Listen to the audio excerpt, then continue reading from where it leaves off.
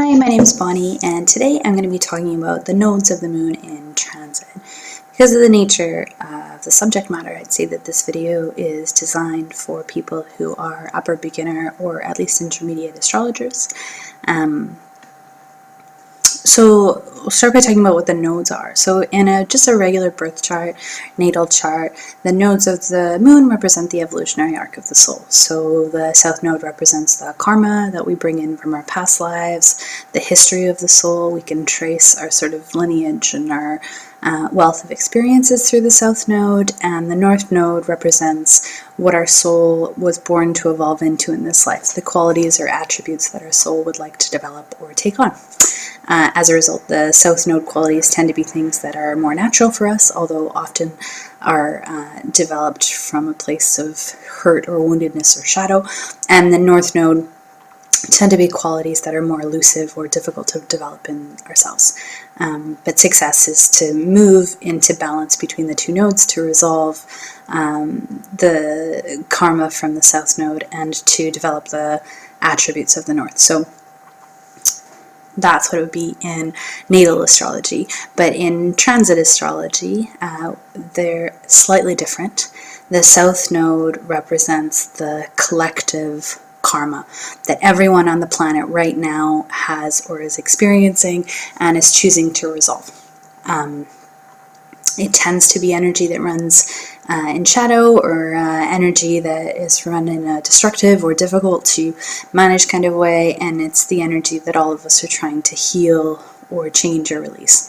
The north node in transit is our counterbalance. It's how we keep ourselves balanced through these periods. It's the energy or the attributes that we can build inside of ourselves in order to make it through this period of time unscathed, in order to balance the universal energy. And in some ways, developing or building that energy inside of ourselves is also a service to the collective, because it's putting that energy out into the world for other people to access it.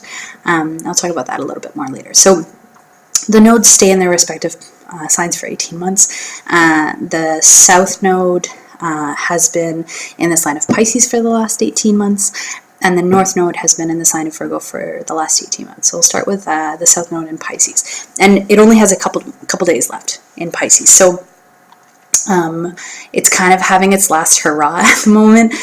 It's pushing through this energy as much as possible into the collective, so that we can all resolve it. And there's a bunch of transits that are all forcing this wounded Pisces energy into our life. So we have Chiron, who's in Pisces, who's squaring Saturn at the moment, creating some unease and discomfort, this, pushing this wounded Pisces energy through the collective. We have Chiron quincunxing Mercury. It's a 2-degree approaching aspect, so it's going to hit in the next few days. I mean, it's already hitting, but it'll get more intense in the next few days. We have Chiron quincunxing Uranus. It's a 1-degree approaching aspect. So again, Chiron is in Pisces, right? And Uranus is in Aries. So basically what Chiron is doing, Chiron is sitting in Pisces, and he's pulling all of these aspects all over the place so that every single different angle of wounded Pisces comes into our life, so that we're forced to heal everything. It's his last big, shiny hurrah before the south node moves into Aquarius, and we start a brand new journey in the following days, in the next couple days. So let's start with what that wounded Pisces energy is. And so no matter what sign the south node is in, you're always going to experience a little bit of the shadow of that energy. You have the collective shadow that sort of spews up. So it's like, shaking a snow globe and all the snow flies up. You have to face the stuff that's been sitting below the surface for a long time so that we can sweep it away, so that we can heal it, all this kind of stuff. So, but the thing is that this has been a particularly challenging experience of the south node, because not only do we have the south node, which brings our collective sort of karma up to the surface, but we also had Chiron in Pisces through this whole period. So Chiron is known in astrology as the wounded healer, but essentially what we look at is the archetype of the part of us that feels the most profoundly wounded or unhealable. So Chiron was in mythology, was a centaur that allowed himself to be shot by a poisonous arrow in order to save the god Prometheus. Because he was immortal, he couldn't die. The arrow pierced his skin and created a wound that he could never die from but never heal from. And so that's the energy of Chiron. It's a difficult energy in our chart to begin with, and that energy has been in the energy of Pisces for super long time.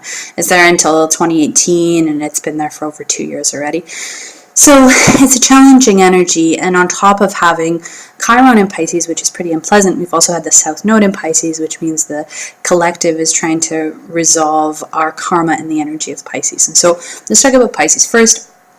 When I would talk about Pisces, I want everyone out there to know, especially beginning astrologer, that this is not about your sun sign. It's not about, someone who says they're Pisces and reads their horoscope for Pisces. Pisces is an archetype, just like all of the other archetypes, and it can be run from a place of loving healedness, or it can be run from a place of shadow, just like every other sign. And so because of the positioning of the South Node in Pisces, it's more likely to be run right now from a position of shadow. That has nothing to do with whether you're Pisces or you're Aries or you're Taurus. Everyone is running this energy from a position of shadow right now because it's what the collective demands in order to heal it.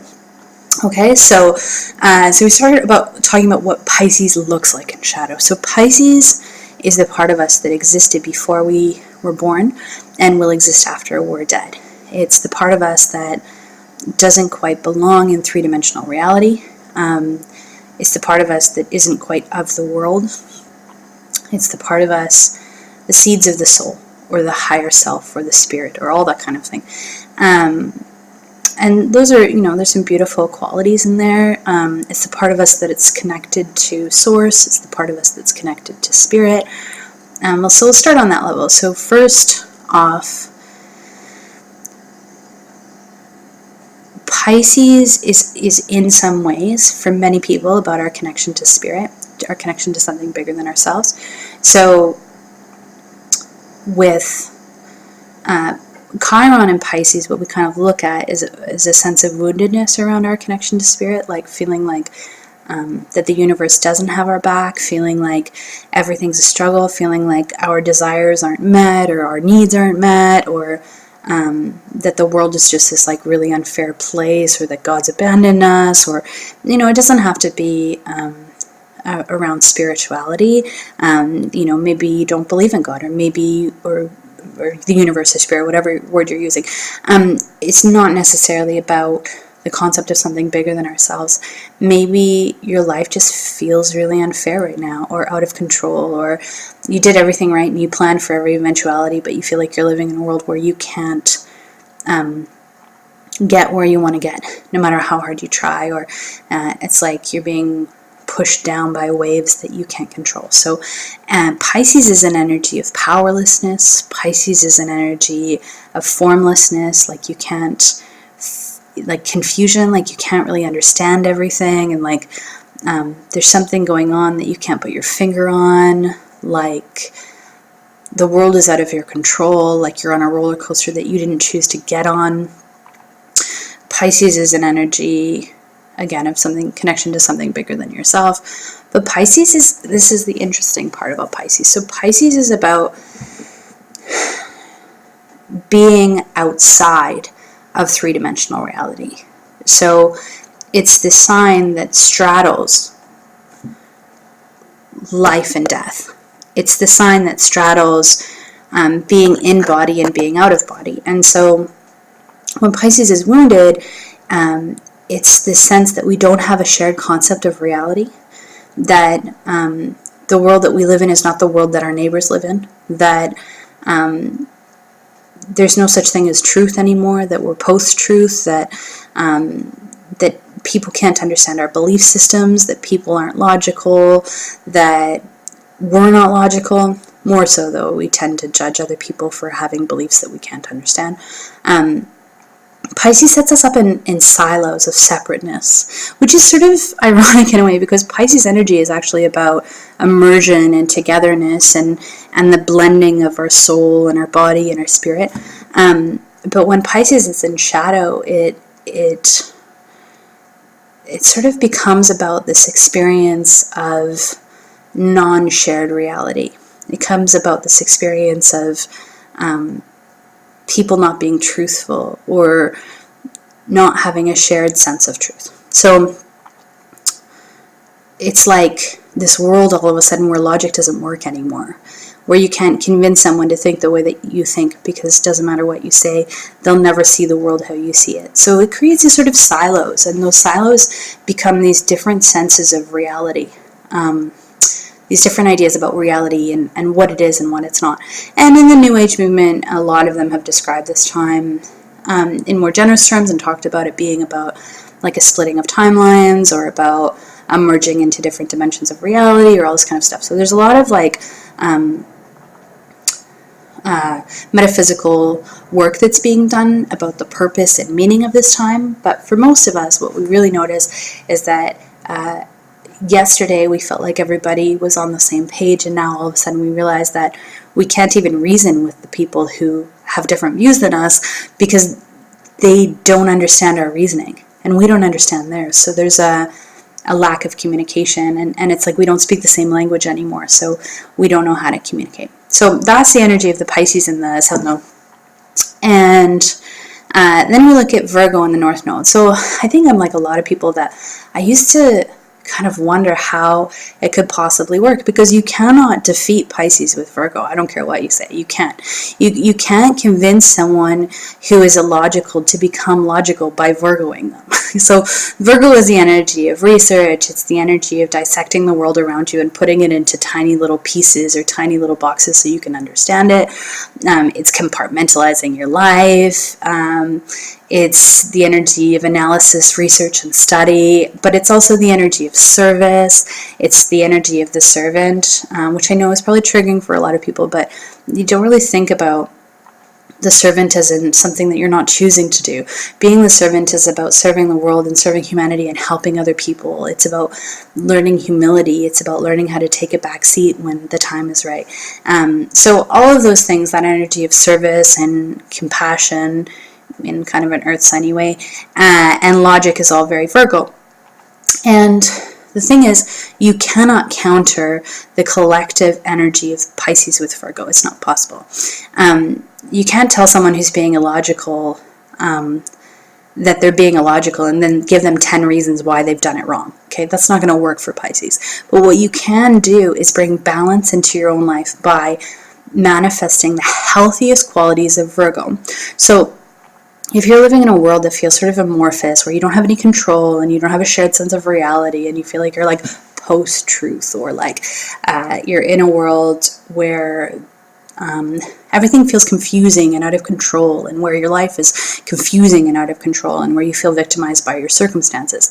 If you're in that world, then what you can do is come inside of yourself and build the energy of Virgo in the healthiest way possible. So you take that energy of Virgo, which is about analysis, which is about breaking things into tiny little pieces in order to understand them, and you use that energy to understand the person who's thinking the opposite way that you are, and then build compassion for that person. So instead of coming from a place of judgment, which is the shadow of Virgo, so the shadow of Virgo will never counter the shadow of Pisces, but the light of Virgo can. So if instead of coming from a place of judgment, you come from a place of humility and genuine desire to understand, and you look at the person holistically and look at all of the different things that came into play to put them in a position where they think the way that they think and they behave the way that they behave, then you learn to see through their eyes and you build compassion for them. And through building compassion from them, you pull them out of their silo, because you join them in it. So you may not think the same way they do, but at least if you understand why they think the way that they do, then they're not alone anymore. It's not you versus them anymore. So it's building the energy of Virgo, but in a way of service, as the path to service. You're joining them where they are instead of trying to pull them out of where they are and make them join you in your version of reality. And so that's the light of Virgo, is that energy of service, that energy of compassion, that desire to really understand people, not fix them, not change them, but to understand them and join them where they are. and give them space to either stay where they are or shift where they are. But the goal is not to fix them. It's to fix the part of you that's reacting to them. So that's how you bring the Virgo in. So that's what we've been going through for the last 18 months, and I think it's pretty obvious. The easiest place to see that, of course, is in politics, but like I said, if you're in metaphysical communities, I think it's really easy to see the effects that Pisces has had in the last year and a half as well. And now, in the next, I think, like 2 days, the signs are moving, the nodes are moving. So the North Node is going to move into Leo, yay! And the South Node is going to move into Aquarius. So let's start by talking about the South Node again. So we have 18 months, South Node in Aquarius. Now, right off, there's some really cool stuff about this. It's not in Pisces anymore, and Pisces has been really getting beaten down for like a year and a half, so it's going to be a break no matter what, because we don't have Chiron in the same sign that we're working the South Node in, and that's been like a double whammy for folks. So the good thing is that it's moving into a new sign, no matter what that sign is, and that sign is Aquarius. We're going to talk in a minute about what that is. So, and then, of course, the North Node moving into Leo, it's going to inspire some beautiful things, which I'll talk about in a minute. So, South Node in Aquarius. South Node, again, is the collective unconscious. It's the resolution of karma on a global scale. Massive shifts politically, or in terms of social movements, or in terms of religious movements, that kind of thing. And what's interesting about astrology is that one thing is always connected to the other, blah, blah, blah. So basically, I'm going to tie in how our last 18 months are going to push us on the tide of our next 18 months. So we've had 18 months of this Pisces type energy where all of a sudden we're in a position where nothing makes sense anymore. We don't have a shared reality really anymore. We don't have a shared sense of logic anymore. We feel like we're in this sort of divisive world.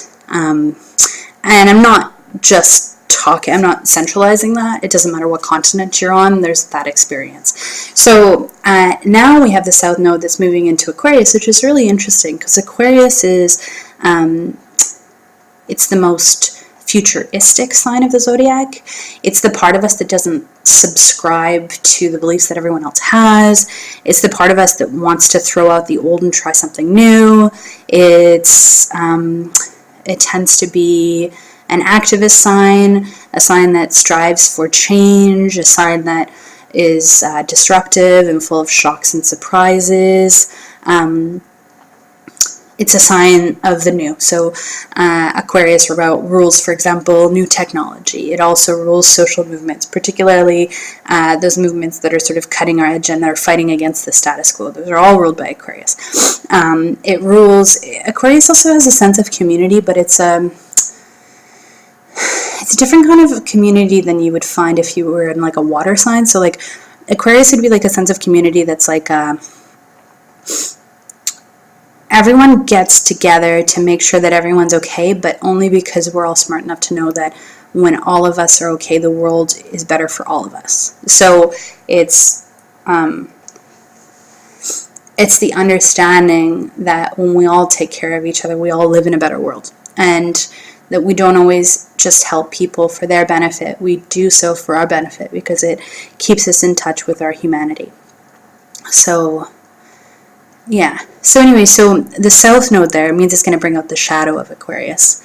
It means it's going to bring out the tough stuff about Aquarius on a global level. And so the biggest tough stuff about Aquarius, there's just no doubt, is that Aquarius fights the status quo. No matter if the status quo is good, no matter if the status quo is bad, no matter if the status quo is helping people or it's destructive, that's all Aquarius. Aquarius is just as much the Tea Party as it would be Black Lives Matter. It doesn't have a political leaning. It's not left or right. It's whatever energy fights against what currently is. And there is Aquarius energy that pushes against what is and tries to drag us back into the past. There is Aquarius energy that can be an energy of separateness, because Aquarius is also the sign of the exile. It's the sign of the outsider. It's the sign that feels like it doesn't belong or doesn't fit with everybody else. So Aquarius can feel like a sense of separateness. It can feel like opposing political factions that are pulling on each other, that again don't share belief systems or the ability to see where the other one is coming from. Aquarius is the teenager in all of us that screams against the rules, even when there's really good reasons for the rules to exist in the first place. So we're walking into a time essentially of shocks, surprises, destruction, and unrest. A time where things are beyond our control, a time where people are frustrated with the status quo and are ripping down structures that have been in place for many, many years.